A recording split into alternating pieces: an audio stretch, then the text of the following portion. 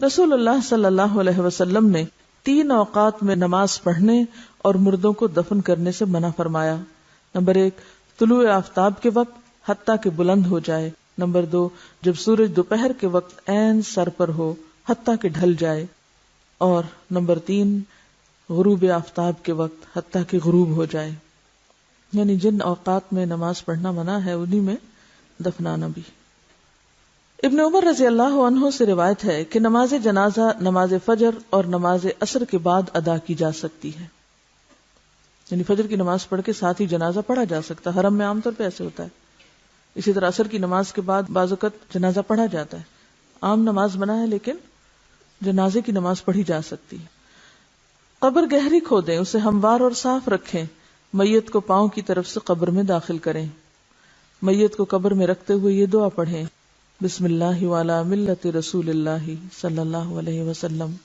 اللہ کے نام سے اور رسول اللہ صلی اللہ علیہ وسلم کے مذہب اور طریقے پر اسے دفن کرتے ہیں. سعد بن ابی وقاص رضی اللہ عنہ نے وصیت کی کہ میرے لیے لحد بنانا. لحد کیا ہوتا ہے؟ بغلی قبر. اور اس پر کچی اینٹیں لگانا جیسے کہ رسول اللہ صلی اللہ علیہ وسلم کے لیے کیا گیا تھا. آپ صلی اللہ علیہ وسلم کی قبر اونٹ کی کوہان جیسی تھی. پھر قبر پر مٹی ڈال کر سب لوگ میت کے لیے بخشش اور ثابت قدمی کی دعا مانگے. جنازہ کے بعد قبرستان سے نکل کر دعا کرنا رسول اللہ صلی اللہ علیہ وسلم سے ثابت نہیں. قبروں کو پختہ بنانے کی ممانعت.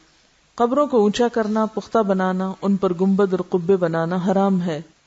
جابر رضی اللہ عنہ کہتے ہیں کہ رسول اللہ صلی اللہ علیہ وسلم نے پختہ قبریں اور ان پر عمارت وغیرہ بنانے سے منع کیا.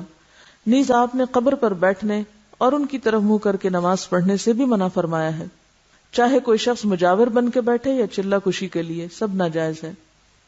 رسول اللہ صلی اللہ علیہ وسلم نے قبروں پر لکھنے سے بھی منع فرمایا. حضرت علی بیان کرتے ہیں کہ مجھے رسول اللہ صلی اللہ علیہ وسلم نے حکم دیا کہ میں ہر تصویر مٹا دوں اور ہر اونچی قبر برابر کر دوں. ام حبیبہ اور ام سلمہ نے رسول اللہ صلی اللہ علیہ وسلم سے ایک گرجے کا ذکر کیا کہ اس میں تصویریں لگی تھی, یعنی حبشہ کے علاقے میں جب یہ ہجرت کر کے گئی ہیں, کیونکہ عرب میں تو گرجا نہیں تھا. آپ نے فرمایا جب ان لوگوں کا کوئی نیک شخص مر جاتا تو وہ اس کی قبر پر مسجد بناتے اور وہاں تصویریں بناتے. قیامت کے دن یہ لوگ اللہ کے سامنے بدترین مخلوق ہوں گے. رسول اللہ صلی اللہ علیہ وسلم نے آخری بیماری مرض الموت میں فرمایا, اللہ تعالیٰ یہود و نصارہ پر لعنت کرے جنہوں نے اپنے پیغمبروں کی قبروں کو مسجدیں بنا لیا.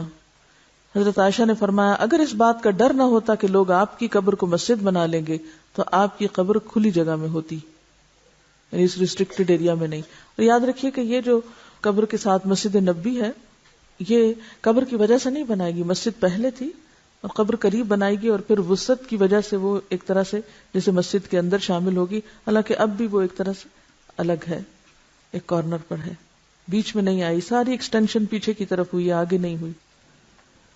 رسول اللہ صلی اللہ علیہ وسلم نے فرمایا میں نے تمہیں قبروں کی زیارت سے منع کیا تھا, اب تم ان کی زیارت کیا کرو. ایک روایت میں ہے قبروں کی زیارت موت یاد دلاتی ہے.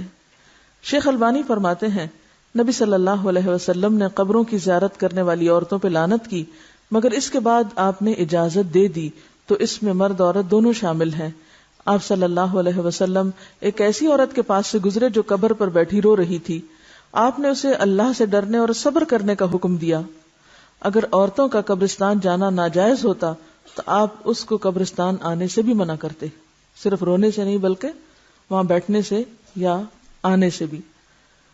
حضرت عائشہ اپنے بھائی عبد الرحمن کی قبر کی زیارت کو گئیں. ان سے کہا گیا کیا نبی صلی اللہ علیہ وسلم نے عورتوں کو اس سے منع نہیں کیا؟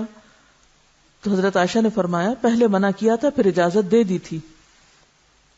حضرت عائشہ فرماتی ہیں میں نے نبی صلی اللہ علیہ وسلم سے پوچھا جب میں قبرستان میں جاؤں تو کون سی دعا پڑھوں, اور آپ نے دعا سکھائی. تو اس سے کیا پتہ چلتا ہے کہ عورت جا سکتی ہے لیکن کثرت سے جانا منع ہے, ورنہ تو آپ کہتے کہ تم نے جانا ہی کیا ہے وہاں تو کیوں یہ دعا سیکھتی ہو. حضرت ابو ہریرہ سے روایت ہے کہ رسول اللہ صلی اللہ علیہ وسلم نے کثرت سے قبروں کی زیارت کرنے والی عورتوں پہ لعنت فرمائی ہے. اس سے پتہ چلتا ہے کہ بکثرت زیارت منع ہے مگر کبھی کبھار جانے کی رخصت موجود ہے. وجہ کیا ہے؟ آپ صلی اللہ علیہ وسلم فرمایا فزوروها فانها تزهد الدنيا وتذكر الاخرہ، ان کی زیارت کیا کرو کیونکہ یہ دنیا سے بے رغبتی کرواتی ہے انسان کو اور آخرت کی یاد دلاتی ہیں۔ رسول اللہ صلی اللہ علیہ وسلم نے فرمایا مردوں کو برا نہ کہو، جو اعمال انہوں نے کیے تھے وہ انہیں مل گئے۔ ہم لوگ اس ادب اور اخلاق سے بھی عاری ہیں، وہیں بیٹھے بیٹھے شروع ہو جاتے ہیں کہ اس کا چہرہ ایسے لگ رہا ہے، اس کے ہونٹ ایسے ہیں، تو اس کا ناک ایسا ہے، تو اس کی رنگ ایسا ہو رہا ہے، تو اس نے پتہ نہیں کون کون سا گناہ کیا ہوگا۔ حالانکہ بعض اوقات بعض بیماریاں ایسی ہوتی ہیں کہ جن کی وجہ سے اسکن کا رنگ تبدیل ہو جاتا ہے۔ اور ایک بات یاد رکھیے کہ جو شخص یہ کہتا ہے کہ لوگ ہلاک ہو گئے، وہ سب سے زیادہ ہلاک ہونے والا ہے۔ کوئی حق نہیں کسی کو کہ کسی کے بارے میں کچھ طرح کمنٹ کرے، یعنی کسی کی تعریف اگر نہیں کر سکتے تو اس کی برائیوں پر بھی زبان نہ کھولو، کیونکہ وہ اپنے انجام کو پہنچ گئے۔ زیارت قبور کی دعائیں، جو شخص قبروں کی زیارت کرنے جائے تو وہ یہ دعا پڑھے السلام علی اہل الدیار من المؤمنین والمسلمین ویرحم اللہ المستقدمین منا والمستأخرین وإنا انشاء اللہ بکم للاحقون۔ مومن اور مسلمان گھر والوں پر سلامتی ہو، ہم میں سے آگے جانے والوں اور پیچھے رہنے والوں پر اللہ تعالی رحم فرمائے، اور اگر اللہ نے چاہا تو ہم بھی عنقریب تم سے ملنے والے ہیں۔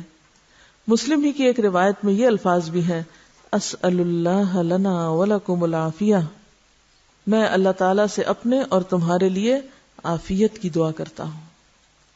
آپ نے سوال یہ کیا تھا کہ اگر کوئی شخص کہیں فوت ہو جائے تو اس کو ٹرانسپورٹ کر کے دوسری جگہ لے جایا جا سکتا ہے؟ پسندیدہ تو یہی ہے کہ جہاں کوئی فوت ہوئے وہیں دفن کرے، کیونکہ زمین تو ساری اللہ کی ہے۔ کیونکہ ظاہر ہے کہ کسی مردے کو ٹرانسپورٹ کرنا آسان کام نہیں، الا یہ کہ کہیں کوئی مسلمانوں کا قبرستان نہیں یا کوئی جگہ نہیں مل رہی تو دوسری جگہ لے جا کے دفن کر دیں، لیکن کتنا خرچ اٹھتا ہے اس پہ۔ مجھے یاد ہے کہ ایک زمانہ تھا کہ جب انگلینڈ میں رہنے والے مسلمان تقریباً سارے مردوں کو پاکستان روانہ کرتے تھے اور اس کے لیے باقاعدہ فنڈ ریزنگ کرتے، چندے اکٹھے کرتے اور ہزاروں پاؤنڈ اس پہ خرچ کرتے تھے۔ میرے خیال میں اگر وہیں پر قبرستان کا انتظام کر لیتے، جب اپنے گھر انہوں نے وہاں بنائے ہوئے ہیں تو مردوں کے لیے پاکستان ہی کیوں، ان کو بھی وہیں چھوڑ دیں۔ اسی پیسے سے اگر ہر کوئی اپنے اس مردے کے نام پہ ایک ایک سکول اپنے گاؤں میں بنوا دیتا تو کتنے بچوں کی تعلیم کا انتظام ہو جاتا اور اس مردے کے لیے بھی صدقہ جاریہ ہوتا۔ ہم بعض اوقات غیر ضروری جگہوں پر مال خرچ کرتے ہیں، حالانکہ اس سے بہتر مقامات اور مواقع موجود ہوتے ہیں جن پہ اگر تھوڑا سا غیر جذباتی ہو کے سوچا جائے تو بہت فائدہ ہو سکتا ہے۔ جیسے اگر ایک مردے کے اوپر 1000 پاؤنڈ بھی خرچ آیا ہے، مجھے نہیں معلوم آج کل کتنا ٹکٹ ہے مردے کے لیے، کیونکہ وہ ایک سواری کا نہیں، ویسا 2 یا 3 کے برابر ٹکٹ ہوتا ہے، اس کو ویسے بھی وہ لگیج میں ڈال کے بھیجتے ہیں، اندر جہاز میں اوپر تھوڑی رکھتے ہیں۔ تو کرامت کے بھی خلاف بات بنتی ہے نا، کہ ایک شخص جو فوت ہو چکا ہے، اب اس نے جانا زمین میں ہی ہے، وہاں اس زمین میں ڈالنے کے لیے کسی اور زمین میں آپ اس کو بھیج رہے ہیں، اور پھر اس سے حاصل کیا ہوگا؟ یعنی صرف دوسروں کی تسلی کے لیے، اور پھر اس پہ کتنے کتنے دن گھروں میں، وہ تو ایک خرچہ ہے نا کہ ٹکٹ آپ کو وہاں سے لینا پڑے گا، اس کے لیے 1000 پاؤنڈ اگر لگتا ہے تو آج کل 1000 پاؤنڈ جو ہے وہ تقریباً میرے خیال ہے لاکھ کے برابر ہے، یہ زیادہ ہے، میرے خیال ہے 1,14,000 یا 20 کچھ اس طرح بنے گا۔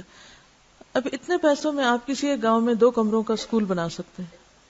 اچھا، پھر انتظار میں جو وقت گزرتا ہے، 8 دن بعد میت آ رہی ہے، 8 دن گھر میں مجلس قائم ہے، سب لوگ کام کاج چھوڑ کے پتہ نہیں کہاں کہاں سے اکٹھے ہو رہے ہیں، اور پھر اس پر جو کھانے پینے کا خرچ چلتا ہے، لوگ قرضہ اٹھا اٹھا کے آنے والوں کی خاطرداری کر رہے ہوتے ہیں، وہ سارا اگر ملایا جائے تو اس سے کہیں بہتر کام ہو سکتے ہیں، اور جانے والے کے لیے دعا کر کے صبر کیا جائے، کیونکہ تھوڑے دن ہیں ہمارے بھی، وہیں جا بیٹھیں گے ہم بھی۔ تو جب ہمارے سامنے مقاصد واضح نہیں ہوتے تو پھر ہم اپنے جذبات، اپنی تسلی، اپنے سکون اور اپنی خواہش پورے کرنے کے لیے بلا ضرورت اس طرح کی تکلیف کرتے ہیں۔ اور جب نبی صلی اللہ علیہ وسلم کی واضح حدیث ہے کہ جلدی کرو، دیر نہ کرو، تو پھر کوئی جواز نہیں۔ دیکھیے، ایک شخص وہاں سے آئے گا، آ کے بس صرف شکل دیکھے گا اور روئے دھوئے گا اور خلاص۔ آپ پہلے اتنا عرصہ کہاں تھے؟ آپ کو اس وقت آنا چاہیے تھا جب وہ زندہ تھا، اب تو ایک رسم دنیا نبھانے آ رہے ہیں آپ۔ اور دوسری بات یہ ہے کہ مورچری میں رکھ دیتے ہیں۔ آپ کو کوئی مورچری دیکھنے کا اتفاق ہوا؟ میں نے دیکھی ہے، ایسے ہی جیسے فریزر ہوتے ہیں، کھلتے ہیں اور مردے اس طرح اندر رکھ دیے جاتے ہیں جیسے فریج میں آپ کوئی چیز رکھ رہے ہیں۔ آپ اپنے لیے پسند کریں گے کہ آپ کو مرنے کے بعد فریز کیا جائے اور آپ کو مرنے کے بعد اٹھا کے کبھی کہیں کبھی کہیں، اور بعض اوقات جب وہاں سے ٹرانسپورٹ کرتے ہیں تو آپ کو پتا ہے کہ وہ سارا کچھ اندر سے نکال لیتے ہیں، سب آنتے وانتے ہر چیز، حتیٰ کہ بازو کا برین تک کو بھی، اور صرف وہ کھوکھلی سے وہ ایک چیز ہوتی ہے، ہڈیاں چند جو اتنی دور لائی جاتی ہیں، کس لیے؟ زمین کے کسی بھی حصے میں ہوں گے اٹھا لیے جائیں گے واپس. ایسی چیزوں کو کٹ ڈاؤن کرنا چاہیے ہمیں، اور تھوڑا سا عقل سے کام لینا چاہیے جذبات سے زیادہ.